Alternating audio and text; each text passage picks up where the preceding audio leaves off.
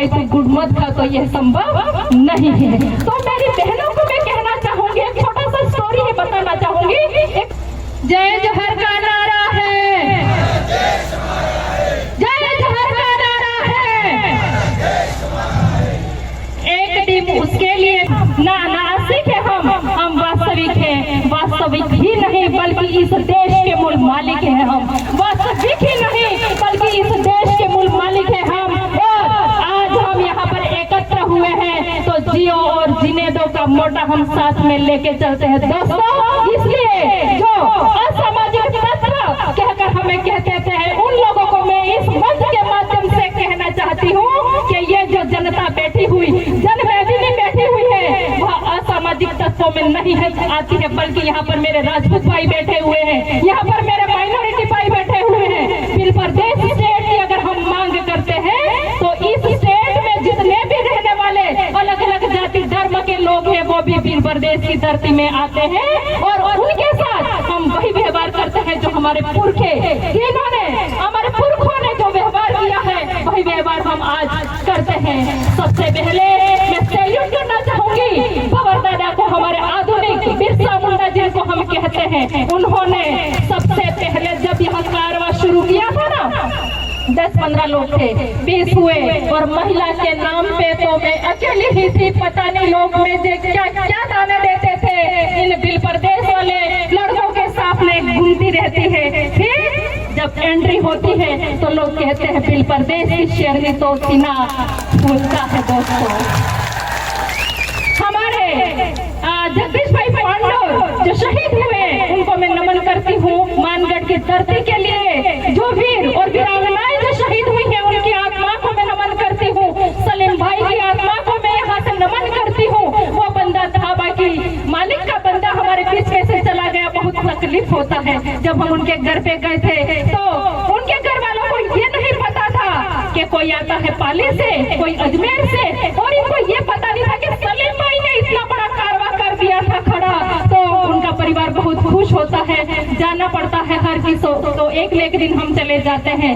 लेकिन मुझे समय कम मिला है, मैं थोड़ी सी और बात करना चाहूंगी। मेरी महिला शक्ति बिल प्रदेश महिला मुक्ति मोर्चा की महिलाओं को मैं कहना चाहूंगी कि 9 अगस्त 2023 को हमारे भंवर दादा ने कॉम्प्लेक्स में बाडूंगरपुर में बहुत बड़ा प्रोग्राम हुआ था। वहाँ कहा था जुलाई अगस्त सितंबर में जो ये फंक्शन होते हैं, जो हमारे स्कूल से उनको देवी देवताओं का घर बना दिया है और पता नहीं कौन से तो वहाँ पर षड्यंत्र उत्सव की तरह वो शिक्षा का मंदिर है, वहाँ पर कोई उत्सव महोत्सव नहीं होने चाहिए। वहाँ पर बच्चा आता है पढ़ता है और हमारे बिल प्रदेश की एक प्रार्थना आ गई तो मिर्ची लग गई और 3 बंदों को एपीओ कर दिया। अरे थोड़ी तो शर्म करो, तुम उत्सव मना रहे हो, महोत्सव कर रहे हो, ये सब क्या है?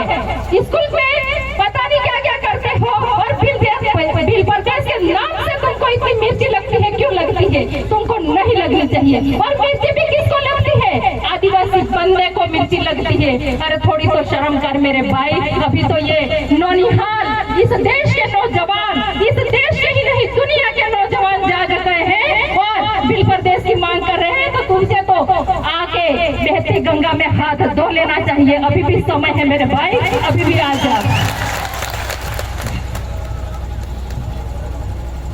अब एक छोटी सी बात मैं उन महिलाओं को कहना चाहूंगी जिन्होंने उन पंडितों ने अपने उनके दिमाग पर अतिक्रमण कर रखा है, गुलामी से वो महिलाएं जो मेरी बहनें बाहर निकल नहीं रही है, उनको एक छोटी सी बात करना चाहूंगी। क्षमा मांगूंगी मैं संचालक महोदय से, लेकिन मेरी बहनें आज भी उनको पता नहीं है। जब से भंवर दादा ने बताया मेनका मंगलसूत्र आपने पहना हुआ नहीं हो तो मैं नहीं पहनती हूँ, सिंदूर अपना अपनी संस्कृति में नहीं है तो मैं सिंदूर नहीं भरती हूँ। तो अपन खुद गुड़ खाते हो और दूसरों को कहते हैं कि भाई तू गुड़ मत खा, तो यह संभव नहीं है। तो मेरी बहनों को मैं कहना चाहूंगी, एक छोटा सा स्टोरी है बताना चाहूंगी।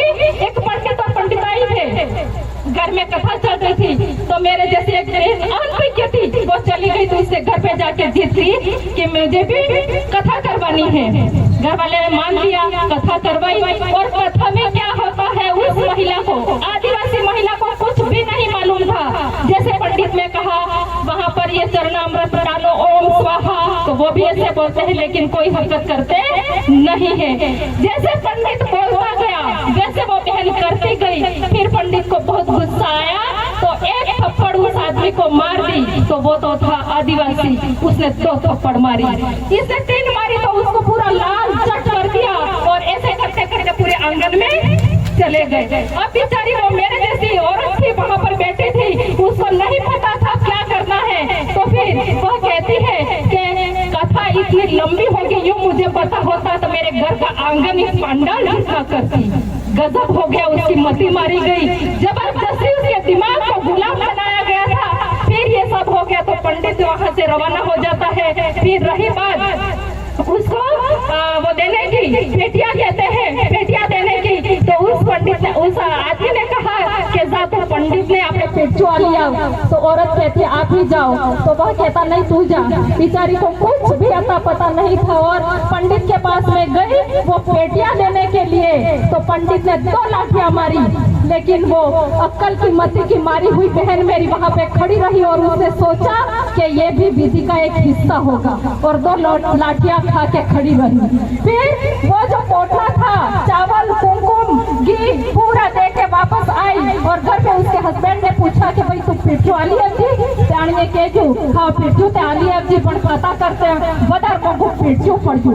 એટલે मेरे कहने का मतलब ये है कि हमारी जो संस्कृति है, हमारी जो रीति रिवाज है उसको आगे बढ़ाएं। तो ये थोपे हुए जो रीति रिवाज है उसको नहीं अपनाएं और अपनी बहन बेटियों को विद्यालय में भेजें, अधिक से अधिक पढ़ाई करें। शिक्षा ही वह शेरनी का दूध।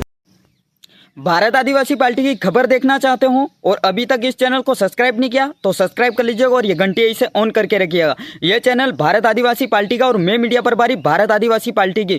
किसी भी राज्य से हमारे भारत आदिवासी पार्टी की खबर देखना चाहते हो सबसे पहले किसी भी न्यूज़ चैनल पे नहीं आएगा। भारत आदिवासी पार्टी की एक पार्टी अलग है। आप समझते हो कि भारत आदिवासी पार्टी बीजेपी कांग्रेस पार्टी से अलग है।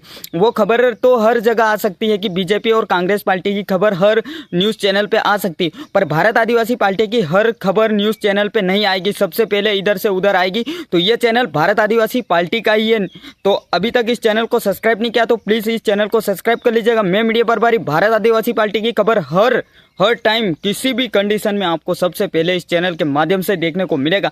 तो अभी तक इस चैनल को सब्सक्राइब नहीं किया तो प्लीज़ हमारे चैनल को सब्सक्राइब कर लीजिएगा और घंटी इसे ऑन करके रखिएगा। जोहार जिंदाबाद, उल गुलान जिंदाबाद। लेकिन मेरी बहन आज भी उसको पता नहीं है। जब से बहुत दादा ने बताया मेनका मंगलसूत्र आपने पहना हुआ नहीं हो तो मैं नहीं पहनती हूँ, सिंदूर अपना अपनी संस्कृति में नहीं है तो मैं सिंदूर नहीं भरती हूँ।